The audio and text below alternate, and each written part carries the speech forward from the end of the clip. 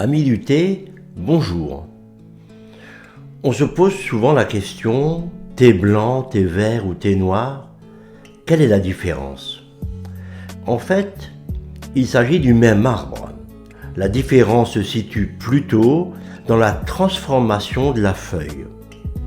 Par exemple, en ce qui concerne le thé blanc, ce sont des jeunes feuilles ou même des bourgeons qui sont cueillis puis séchés au soleil.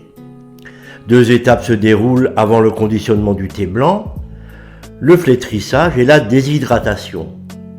Les feuilles de thé blanc conservent donc beaucoup de propriétés de feuilles fraîches du thé.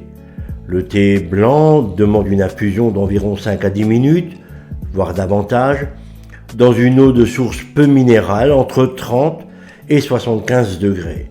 Cette infusion à basse température évite la destruction de certaines vitamines.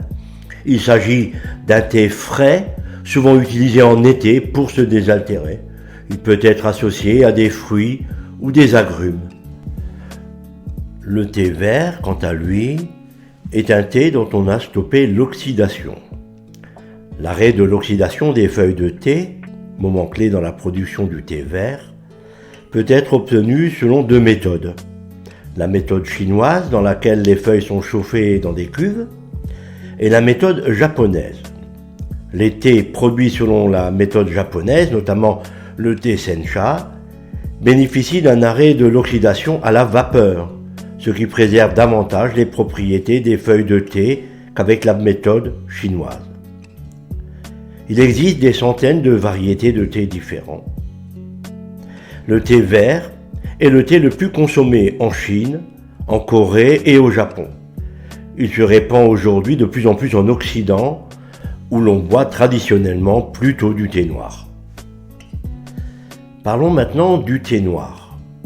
Un thé noir ou thé anglo-indien est fait de feuilles de théier qui ont subi une oxydation complète. Ces thés sont nommés thés rouges dans le monde chinois, qu'il ne faut pas confondre avec le rooibos d'Afrique du Sud. La plupart des thés consommés en Occident sont des thés noirs. Après la récolte, les feuilles sont flétries en soufflant de l'air dessus. Les feuilles sont enfin séchées à 90 degrés pour arrêter leur fermentation, puis tamisées.